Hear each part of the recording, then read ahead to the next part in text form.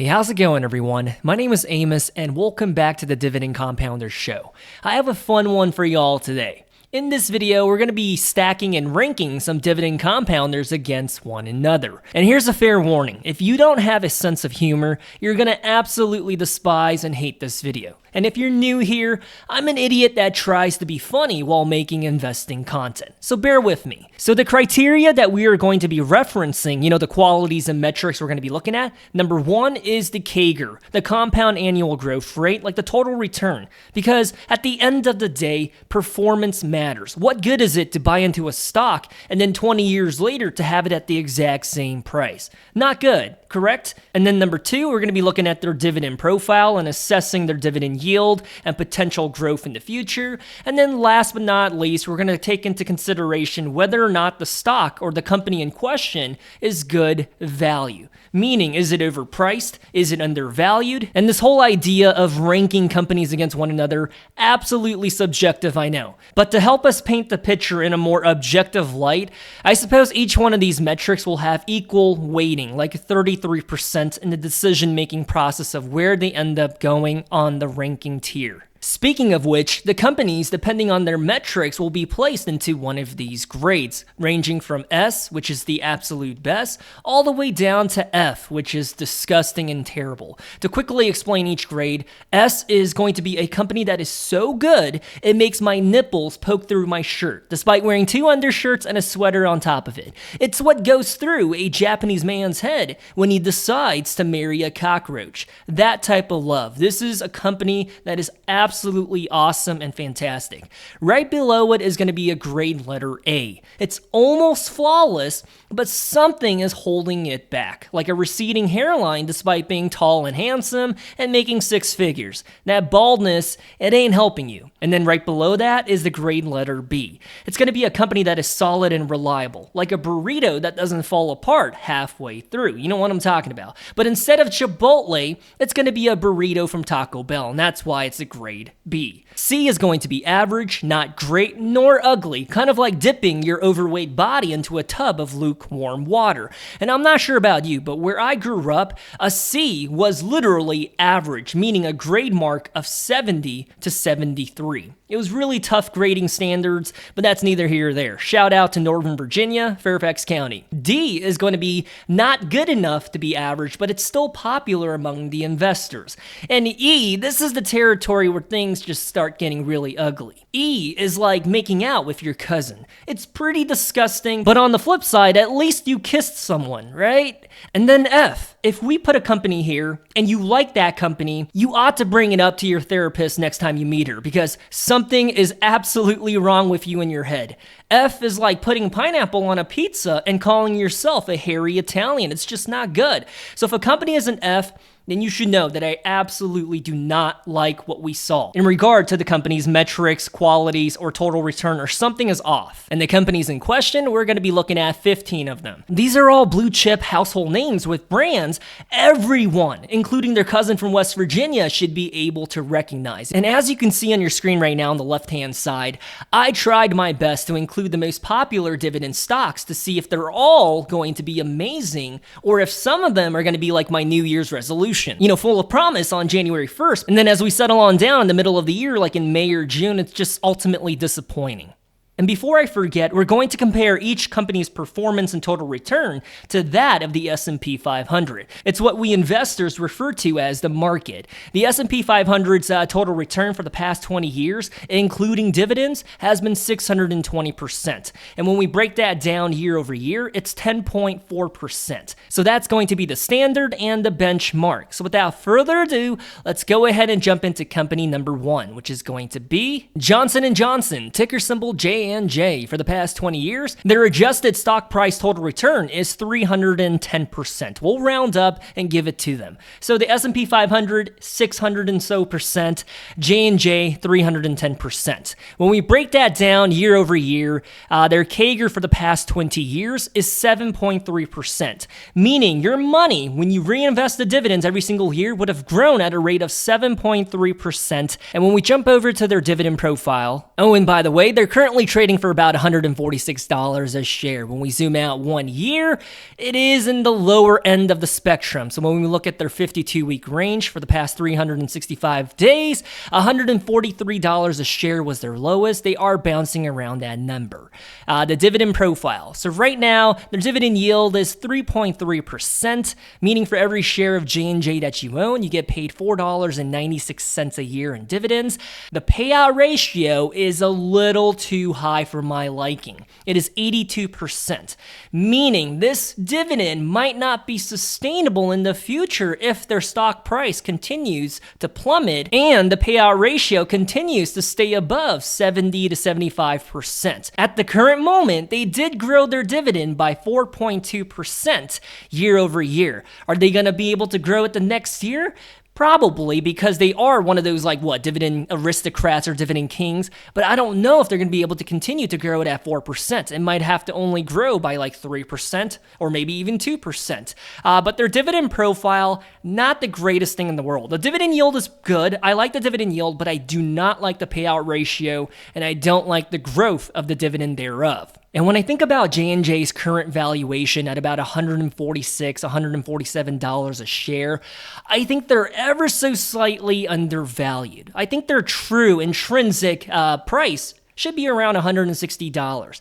However, J&J does operate in the pharmaceutical industry, which I just made a long video articulating why, as a guy that used to be a strategy leader within a pharmaceutical company, why I would never touch any of them.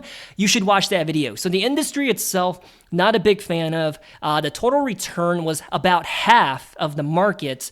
So all things considered, I'm going to have to put J&J in the D tier. The only redeeming factor about J&J is that they are slightly undervalued. Moving on to the next company is going to be Coca-Cola.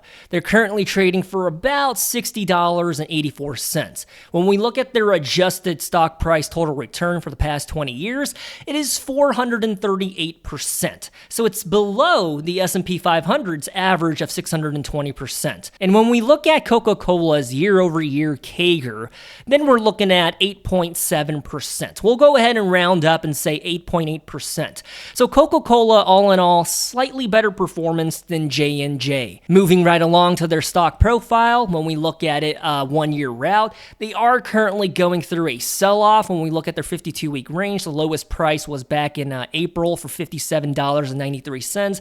They are bouncing around that price, and I wouldn't be surprised if they hit, $59 or $58 this week or even next week. But that's not one of the metrics, right? The metric is going to be the dividend. So the dividend yield is 3.2%. We'll round up. $1.94 a year in dividends. Not too bad. But this is where it gets bad, which is the payout ratio. It's 80.5%, meaning this dividend might not be sustainable and is not healthy and might not grow at a rate of 5.4% year over year going forward if their stock price continues to fall and if the payout ratio continues to stay high. And when I think about their current valuation of about $60 a share, based on my math and calculations, I think Coca-Cola is fairly valued. I don't think you're getting a bargain with this one if you buy into it. If you buy Coca-Cola right now thinking it's on a dip, I don't think it's on a dip. I think $60 is their true price. So I think they were slightly better than J&J, but I also don't think that Coca-Cola and J&J should be in the same category because Coca-Cola did outperform J&J in their total return and in their year-over-year performance. So I think what's going to happen right now is Coca-Cola is going to be the new poster child for the grade letter of a D, and J&J is going to be bumped down to an E. Don't get me wrong, I don't think J&J is an F quality company, but I think it is an E. Coca-Cola, I think, is going to be below average because if you can't even beat the S&P 500, the market, their performance and return, you can't be in the grade letter C. That's just my personal opinion. And I think that's why it's important and crucial to have a benchmark to compare the metrics and the companies in the ranking system too, which is the S&P 500. Anyways, the next company is going to be Target.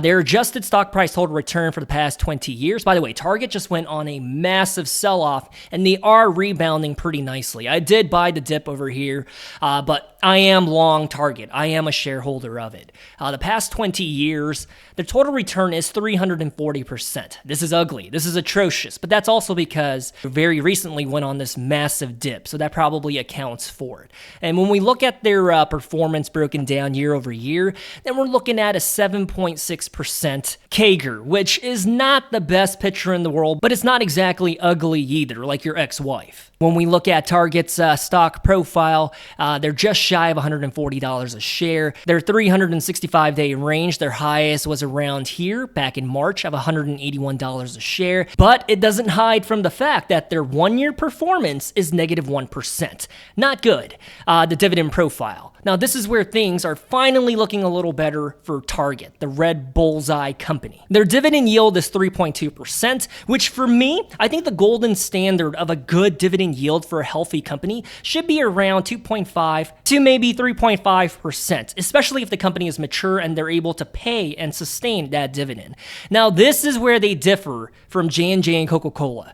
Target's payout ratio is 47%, meaning their dividend is sustainable, healthy, and there's plenty of room to grow it. But I don't think the leadership is going to aggressively grow the dividend because they are going through some operational problems right now. So it's better to take care of the business first and then take care of the dividend later. And that makes sense because they grew their dividend by 1.8% year over year. So their dividend payout ratio, good, healthy. The dividend yield, decent. The dividend growth, ugly. I don't like to see that. Only 1.8%, that barely keeps up with the rate of inflation. And I'm not just saying this because I am a shareholder, but I think when it comes to their valuation, you get the smallest of discounts after their recent dip. Now listen, I live in Japan. And you know, in the US, when we think about a sale or a discount or clearance, we think about like what, 20% off, 30% off, sometimes even like 40, 50% off, correct? Here in Japan, when they say sale, discount, or clearance, you're lucky. You're fortunate to see a 2 or even a 4% off the ticket item. And so that's how I view Target and their valuation. I think if you were to buy in right now at under $140 a share, I think you get the smallest of discounts because of their recent dip. All things considered, I think Target is a very good example of what makes a C company, a very average company. I think I should make this a little smaller because Coca-Cola is being a bully and is taking up way too much space. It's kind of like the guy that has that oversized, pickup truck, takes up like 3 parking spots at Costco, is a jerk about it. So I went ahead and made all the icons a little bit smaller. Is that fair for me to say? Target, average, grade letter of a C, Coca-Cola, D, J&J, E. Does that look fair for now? Moving right along to the next company, we're going to be looking at Walmart.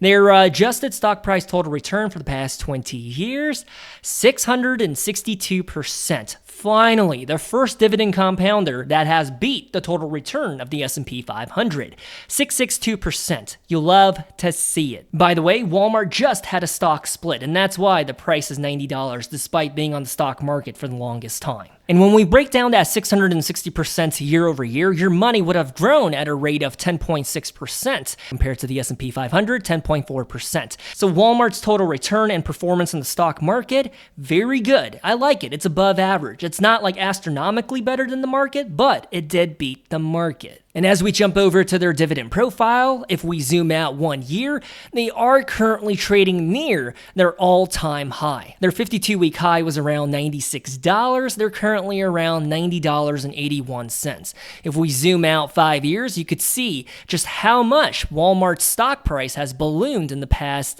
2 years.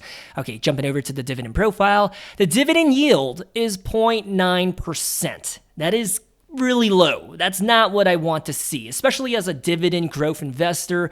A 0.9%, it's hard to paint the picture in a pretty way. It's low. However, the redeeming factor is that their dividend payout ratio is 34%, meaning their dividend is absolutely sustainable and it's healthy, and they're growing it at a rate of 9.4% year over year. So this dividend yield might be a little low, and that's because their stock price is outpacing outpacing the growth of their dividend. Does that make sense?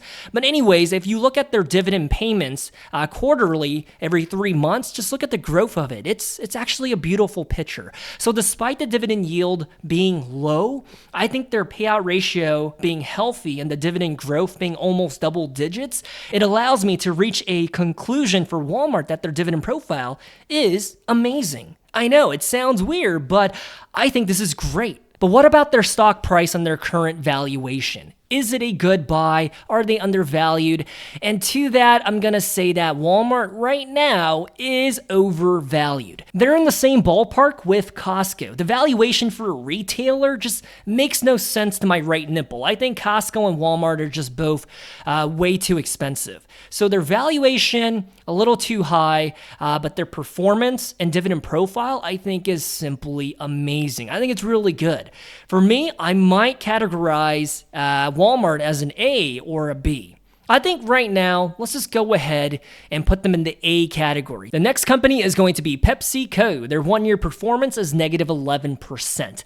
Not very good, and that's because they have been on that food and restaurant sell-off because of the RFK hire. And when we zoom out to 20 years, then we're looking at 370%, which means they performs below that of the S&P 500. And when we look at their performance broken down year over year, your money would have grown at a rate of 8% to that of the S&P 500's 10.4%. So I would say their total performance below average, but it's not the worst thing in the world. And I feel like a lot of their gains has just been eliminated in the past year. Case in point, when we look at their 1-year performance, they are down by negative 14%. Their 52-week range went from $145 all the way up to $183 a share. I would say that wasn't back in May. So right now, PepsiCo is trading near their 52-week low. But as we look at their dividend profile, their dividend yield is 3.7%. Finally, a juicy dividend yield on this dividend compounders list.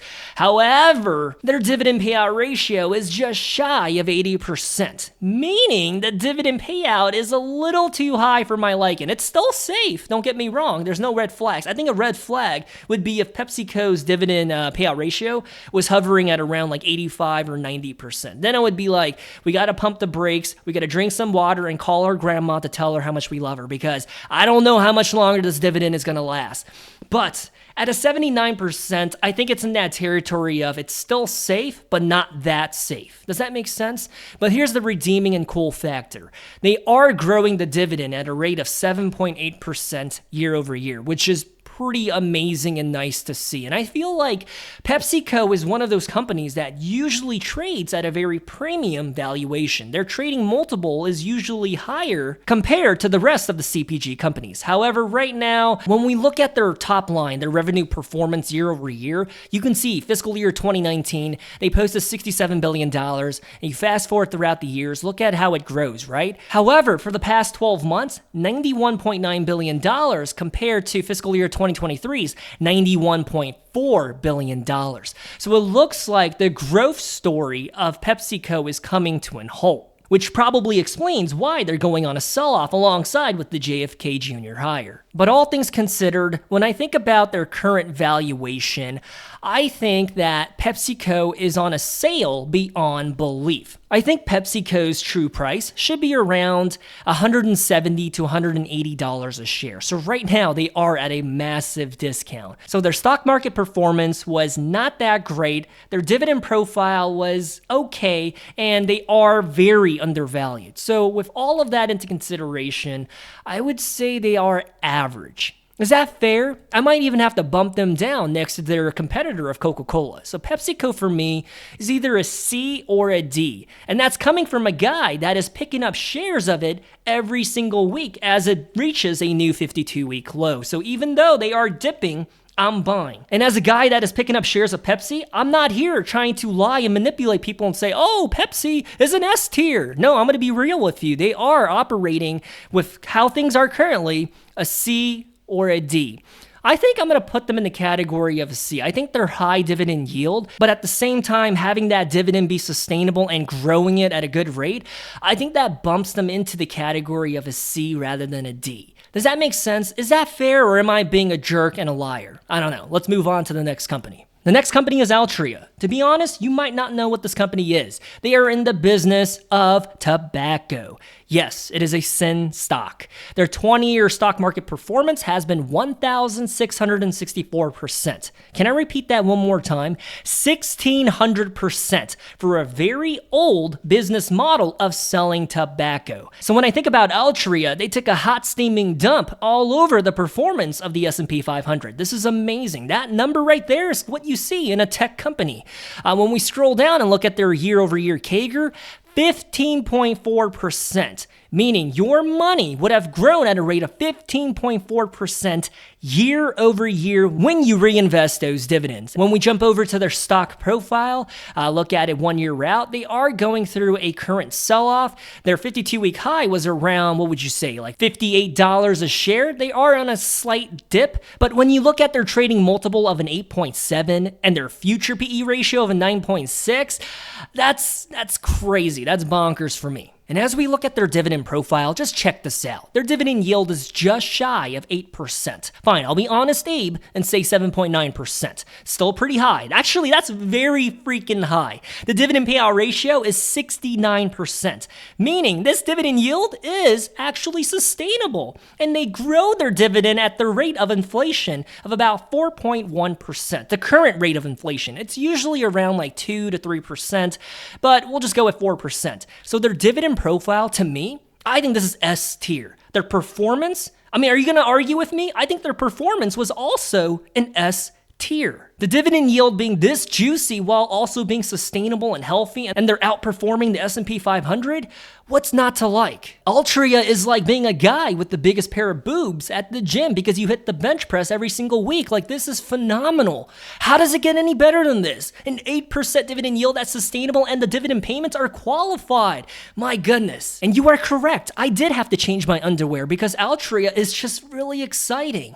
And when we think about their current valuation, I think, to me, they're slightly undervalued. Not by a wide margin, but I think their true price should be around $55 to around $60 a share. So right now at around $50, they are slightly at a discount. So are you going to be angry with me? Are you going to send me a Christmas card next year if I say that Altria belongs in the S tier? You love them or hate them, Altria's performance and numbers speak for themselves. By the way, I just want to make a quick shout out. I made a deep dive analysis video on Altria and what their business model is and what their intrinsic valuation is. And I think it's the best one on YouTube, pound for pound. So you should go and watch that to see why my nipples are lactating right now and how excited I am about this company. Yes, I do have shares of Altria, but their numbers speak for themselves. And they are going to be the first company as a dividend compounder to be on the S tier. Right now, they're by themselves on this island of S.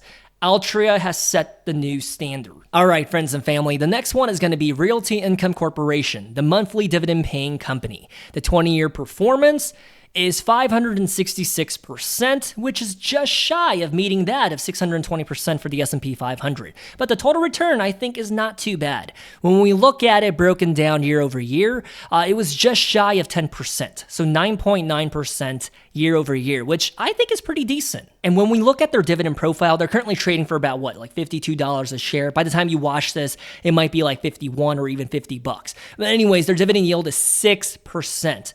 Meaning for every share of Realty Income that you own, you get paid $3.16 a year in dividends. And by the way, they pay that dividend every single month. Meaning every 28 to 31 days, you get paid a dividend. The payout ratio is 76%. For a REIT, that's pretty healthy. However, Realty Income is only growing that monthly dividend at a rate of 3.2% year over year. I would like to see a number that's a little higher, 5% or 6%, but you can't really be too picky here because you are at least getting a 6% dividend yield. So I would argue their total return was pretty decent. It wasn't great because it didn't beat the S&P 500, but it did beat Coca-Cola's, J&J's, Target's, and PepsiCo's. And their dividend profile looked pretty good to me, at least for a REIT. And in regards to their current valuation, sorry, let me just resize their icon because it's too big. It's like that oversized pickup truck. No, I'm not going to put them in the F tier, but let me just gather my thoughts.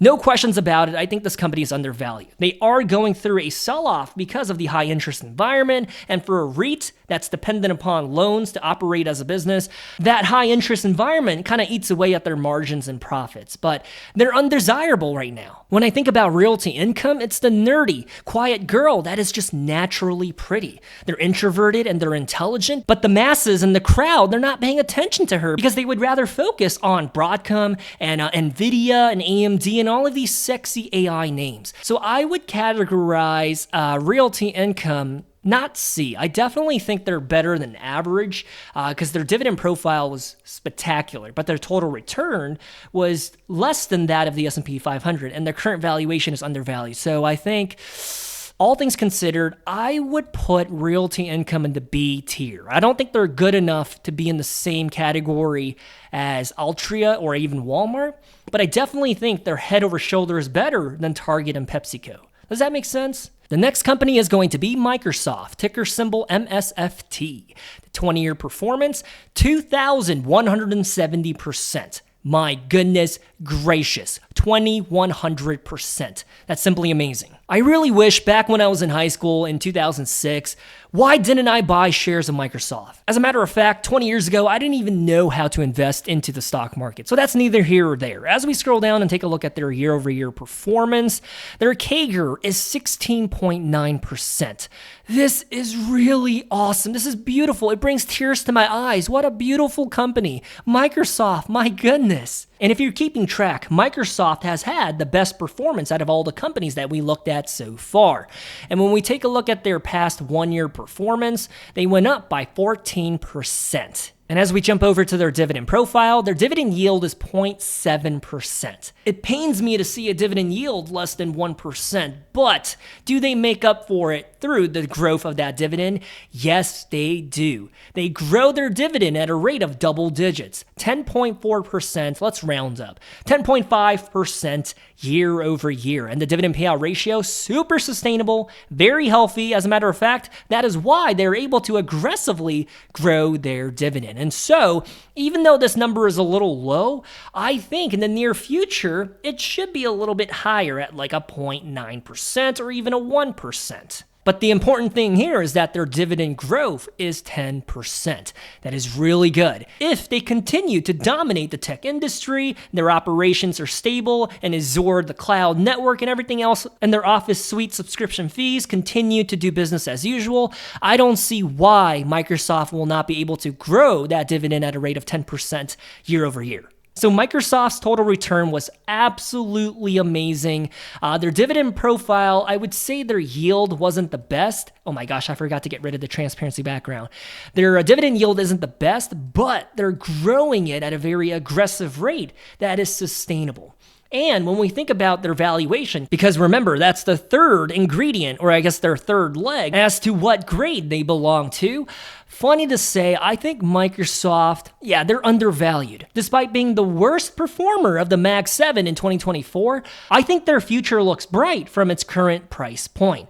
Then again, something that you do want to keep in mind is that Nancy Pelosi, one of the best stock market performers, she's a politician in the US Congress, she sold out of Microsoft last year. I think it was around like June or July. So maybe she knows something that we don't.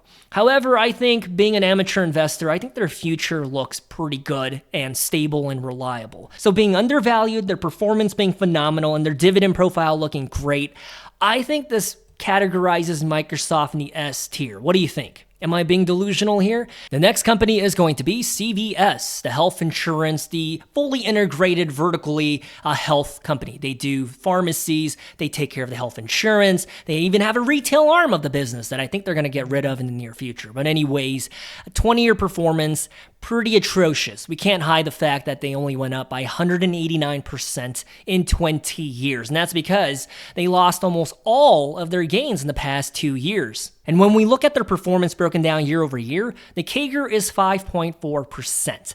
So in terms of performance, I would categorize CVS as absolutely disgusting, smelly, horrendous. Just get out of my face. But please tell me that their dividend profile looks a little better.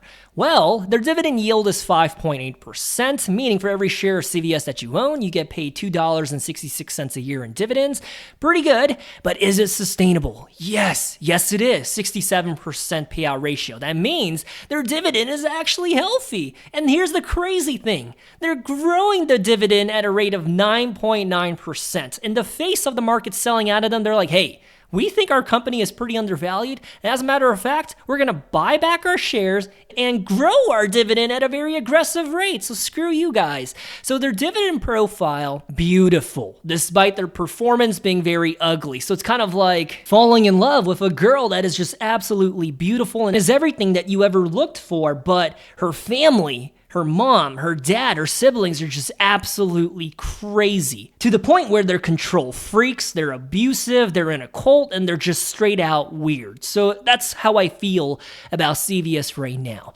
And when we think about their current valuation, I think that CVS is criminally undervalued. However, with that said, they do have some obstacles and pain ahead of them because they are operating as a monopoly. They really are. They have all bases covered in the realm of health. So are they really a bargain? When you think about a company with a monopolistic business, it's high risk, high reward because they have the opportunity to be broken up by the government. So when it comes to CVS, super undervalued. Dividend profile looked amazing, but their performance was atrocious because they lost all of their gains in the past 2 years. I think I would categorize CVS in the D tier. And this is coming from someone that is an investor of CVS. I believe in the long-term story of CVS. But with that said, the numbers don't lie. They do not belong in the same category as our beautiful girls, Altria and Microsoft. They really don't. So is it fair to say that CVS can sit in the corner with Coca-Cola and gossip about how they're better than J&J? Is that fair? The next company is going to be Procter Gamble. They're basically in the business of manufacturing almost every household product that you can think of, ranging from diapers to shampoo.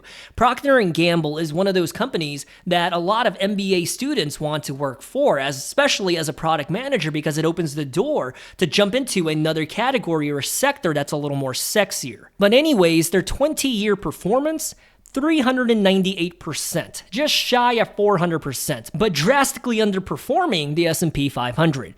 When we see that broken down year over year, your money would have grown at a rate of 8.3% year over year. So it's not the worst thing in the world, but it's also not juicy. So their performance I would rate as slightly below average. And when we look at their dividend profile, their current dividend yield is 2.5%, meaning for every share of Procter & Gamble that you own, you get paid $4 a year in dividends. Not too bad. 12 months to make $4, not bad at all. The payout ratio is healthy and sustainable, 69%, and they grow their dividend at a rate of 6%. I would argue their dividend profile is not the sexiest, but it's absolutely not ugly as well. I think it's slightly above average. So their performance, slightly below average, their dividend profile, slightly above average, because at a 2.5%, it's not the juiciest yield, but at least it's healthy, and they're growing it at a rate of 6% year over year. However, with that said, at their current trading price of about $161, I would even say even up to like $163 a share, I think that Procter & Gamble is overvalued right now. Because when I think about startup brands that are taking up market share from them in all business categories, their business future and their growth story, I don't know. I'm not saying that Procter & Gamble is doomed, but their days of growth are essentially over unless they start acquiring even more businesses. And that's what Procter & Gamble usually does. They grow their revenue inorganically by acquiring the competition. That's what they've been doing for the past like 40, 50, 60, 70 years. I think that Procter & Gamble, they ought to trade at around $145 a share, which means they are expensive right now, and they're trading for a premium that I just don't agree with. So I think that's going to put them into the category of C. And a fun fact about Procter & Gamble, there's a handful of people out here, that are like 60, 70, 80 years old that puts all of their life savings into Procter & Gamble because it's a behemoth, a conglomerate of a company that basically does everything. And there's also people who do the same thing with Berkshire Hathaway shares. So Procter & Gamble, I would argue, is a pretty safe and steady company, but I don't think they're ever going to reach the S or the A tier in terms of performance. But I think Procter & Gamble is a really good example of what makes a company a C tier. Very average. The next company is going to be Cisco. This is an IT technology company that I did a deep dive analysis video for that is currently trading for about $58.93 a share. 20-year performance, 375%. Not exactly the greatest thing in the world. It is way below the S&P 500. When we look at their year-over-year performance, then it's 8.1%. As we jump over to their dividend profile, their dividend yield is 2.7%, which is decent. It's almost the same thing as Procter & Gamble, right? The payout ratio is also 68%, but this is where Procter & Gamble and Cisco differs. Their dividend growth rate is 2.5%. Color me shocked to see that a technology company is growing their dividends slower than a very old and ancient CPG company known as Procter & Gamble. So I think their performance, not good, and their dividend profile, I would argue, is average or ever so slightly above average. And when I think about Cisco's current valuation, you have to keep in mind that this is a company that has a massive market capitalization, meaning they don't really move too drastically up or down. This is a company that grows at a very slow and steady tortoise rate. At $58.93, I think they're currently trading at about the right price. I think their intrinsic valuation is closer to $59 or $60, but at $58.93, that's pretty much the same thing. So I think all factors considered, Cisco is also going to belong here in the C tier, right next to Procter & Gamble. The next company is going to be McDonald's. Everyone associates them as the fast food burger joint, but I think of them as a real estate giant because they own some of the most expensive properties all around the world. When you see a McDonald's in Paris or in Tokyo or in San Francisco, yes, McDonald's owns that land and the building too. 20-year performance, 1,479%.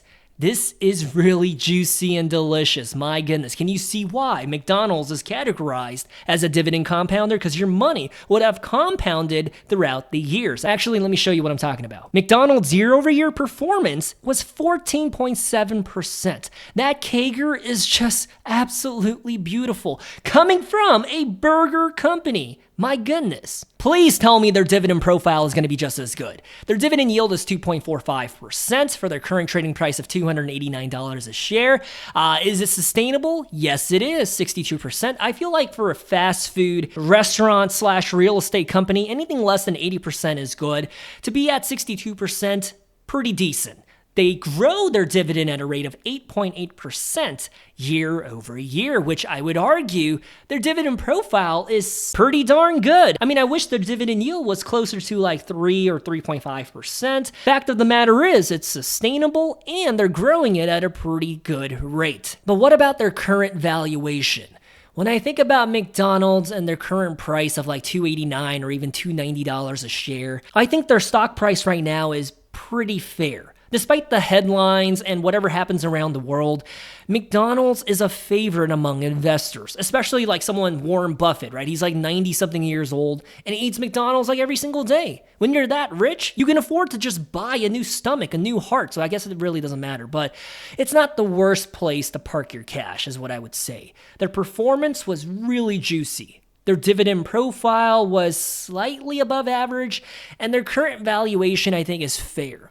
So all things considered, I think that McDonald's belongs, I would argue right here in the A tier with Walmart. Actually, upon further review, it looks like Walmart's total return was 662%, which is slightly above the S&P 500, whereas McDonald's, their 20-year was 1,479%. So I think what's going to happen is Walmart is going to be bumped down into the B tier with Realty Income Corporation. I think McDonald's is the poster child of what makes an A tier dividend compounder. By the way, if you're enjoying this video, feel free to hit that like button because it really does help me out. And if you are a fan of the channel, channel, then I also opened up a Patreon account. That would mean a lot to me if you decided to join that community. I would appreciate it. Anyways, back to the video. The next company is going to be Walt Disney, ticker symbol DIS. Their 20-year performance, 402%, and that's because in the past 4 years, after that streaming bubble crashed,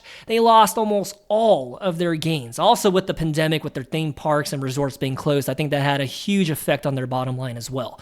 But 400%, 20 years, it's not the worst thing in the world, but they did underperform the S&P 500. When we look at their performance year over year, then we're talking about 8.4% CAGR, which is not too terrible if we're going to be honest with one another. And when we look at their dividend profile, their dividend yield is 0.9%. Meaning for every share of Walt Disney that you own, you get paid $1 in dividends every year. The dividend payout ratio is 36%, and you might be like, oh, it's sustainable, it's healthy, and oh my gosh, they're growing it at a rate of 122%. But, my friends, what you need to know is that they did, in fact, cut their dividend at the start of the pandemic, meaning they went 4 years without paying a dividend before reinstating it again, saying, oh, sorry guys, I guess we should pay you a dividend again, we're sorry. But it doesn't make up for the fact that they cut the dividend. And I know they had to do it in order to save the business so that they wouldn't go bankrupt, but to see a company cut their dividend, it's like shoving a pineapple right up my booty hole. So their dividend profile, I don't care what any of this says, because they cut their dividend, I'm going to give it a grade letter of an F.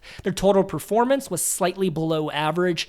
Dividend profile, no bueno. I think if Disney can capitalize on opening up more resorts and theme parks, because I think the hotel arm of the business, super profitable, they could make up for their box office flops, because apparently they've been releasing movie after movie and some of them have not been performing to their expectations. And as investors, that's not a good thing. What I'm trying to say is that the mouse has put on a pair of high heels and has been crushing my balls for about 6 years now. Yes, I'm talking about those 6-inch stripper heels, just been stepping on my left and right testicle. Now the thing is, I used to believe in their magic and their story. But Disney, recently, they've been going through this weird phase where they're just going woke with all of their projects and they're recycling content to the point where I'm just disappointed with them. It's getting to the point where I might just sell out of my shares. However, with that said, I think if nothing else changes, at $111 a share, I think Disney is fairly valued right now. If they do decide to become innovative, to release original projects and endeavors again, I think this company has the potential to explode again in growth, especially if they open up more hotels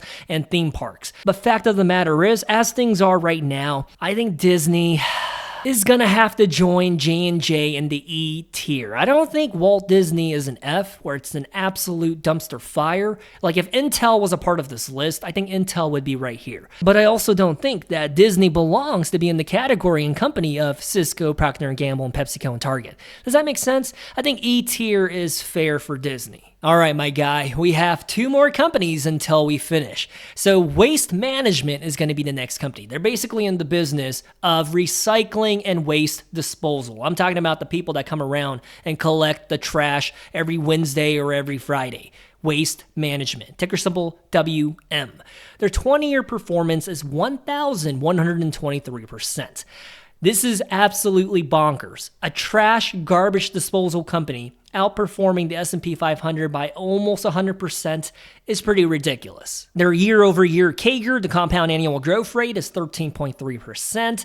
All things considered, I think their performance, beautiful, juicy, delicious. And when we look at their dividend profile, their dividend yield is just shy of 1.5%. The dividend is sustainable, and they're growing it at a rate of 7.1%. They're currently trading for about $203 a share. When we look at their 1-year performance, went up by 14%, and it looks like almost all of their gains since November the 27th have been wiped away. Otherwise, it should be a lot higher. But something that I do want to call out is that their trading multiple right now is a 31. Yes, a 31. Their forward trading multiple is a 26. But still, doesn't that sound a little expensive? They're trading for a premium as if Waste Management is an AI tech company. It's kind of weird to see these kind of numbers. So I would argue Waste Management's total return for the past 20 years, absolutely phenomenal.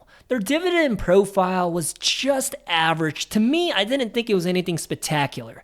And their current valuation, the third leg, even at $200 a share and going on a dip from their 52-week high, I think Waste Management is still too expensive. Given the opportunity to invest into them right now, I would not. I think there's better opportunities that are undervalued.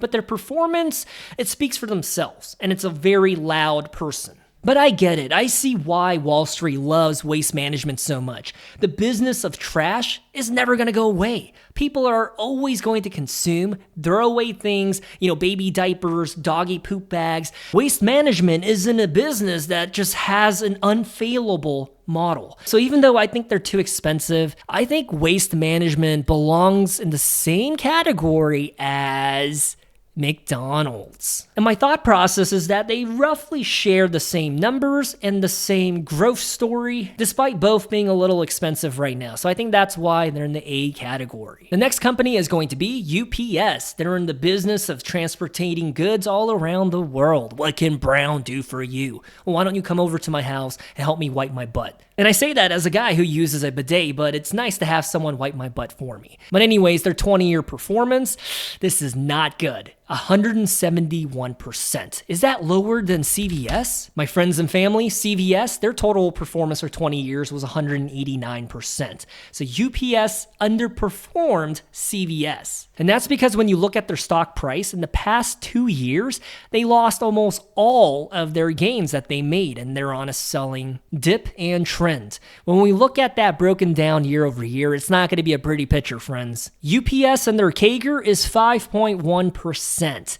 It's almost half that of the S&P 500. This is not good. Future PE ratio is a 14.6. Please tell me their dividend is going to be a little better.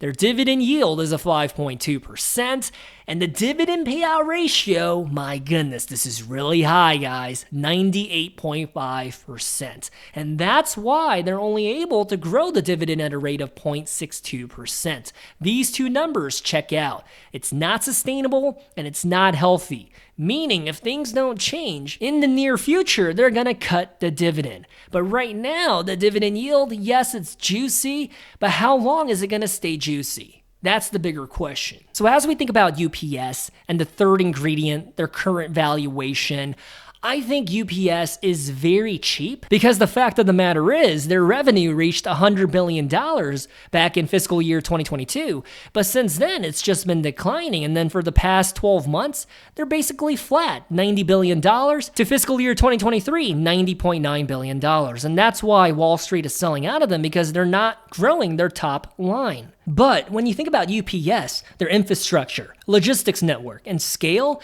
tells me that even in the worst case scenario, if things don't improve for UPS, they'll probably seek out to be acquired by a peer at about $145 to maybe $150 a share.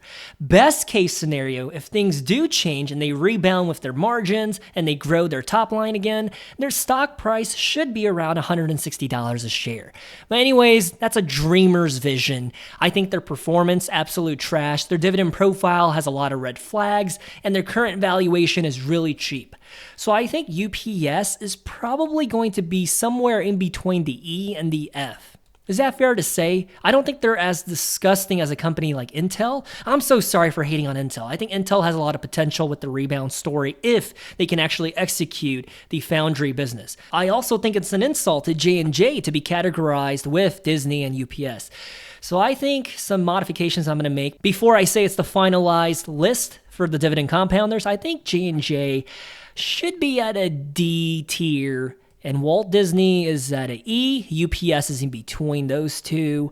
Anything else that sticks out for you? Anyways, what do you think? Do you agree? Do you disagree? Would you move some of these companies into another tier? To be honest with you, I was pretty surprised that Altria and Microsoft ended up in the S tier. And as you think about your adjustments, I just wanted to circle back to the whole New Year's resolution thing that I joked about in the beginning of the video.